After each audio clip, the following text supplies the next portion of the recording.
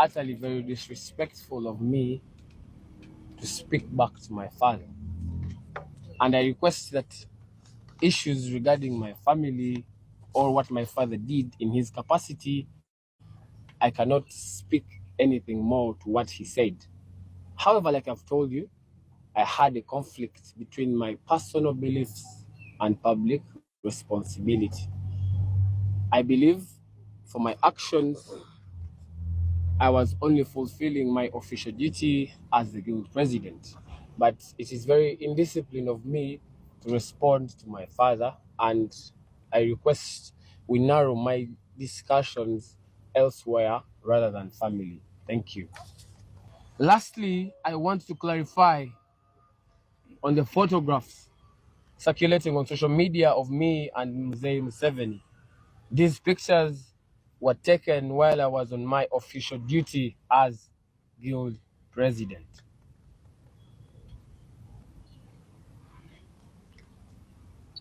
At the launch of the Research and Innovation Week, representing over 45,000 students of diverse political minds, beliefs, and I think it is at this point that I encourage Ugandans to enhance tolerance for diversity.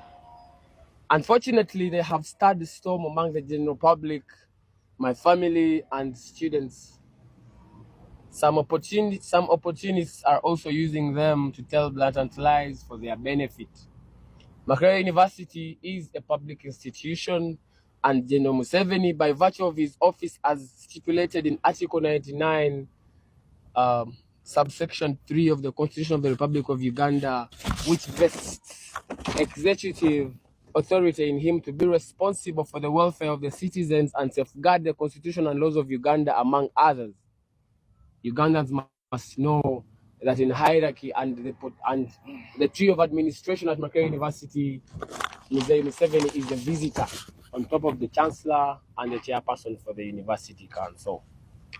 It is from this that the office of the president derives its mandate of providing leadership in public policy management and good governance. It is my line of duty to account, follow up, and question Mr. Museveni's day-to-day business, because the power is in our hands to do so, not only as a student but as a guild president in regards to Makerere University.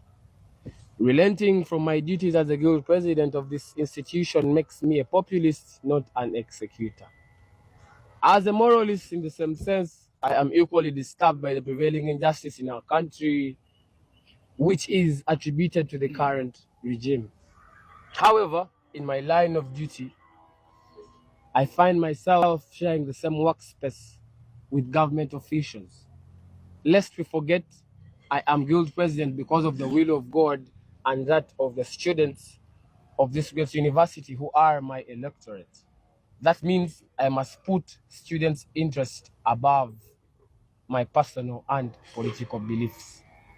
I urge the general public not to blame or condemn my family, especially my father, Mr. NYANZI SSENTAMU, for my actions as a guild president. I've spoken time and again that my father has independent roles as a national mobilizer for the National Unity Platform, but equally, that only ends outside the university, because as guild president, my father doesn't tantamount to being a guild presidential advisor. My family has stood firm against oppression in this country, and I honor their courage. The pictures in circulation should not be interpreted as a mode of betrayal to some people of our shared values, but as a consequence of balancing personal beliefs with public responsibility, which I independently sought for. When I took up this responsibility, I was well aware of the burdens that were to come along with it. Therefore, I remain committed to the values of truth, justice, and servant leadership. I will continue to walk in the light of our shared ideas and work tirelessly for a better Makerere and Uganda, where every voice is heard, respected, and protected. We build for the future. Let's get hard for God and my country.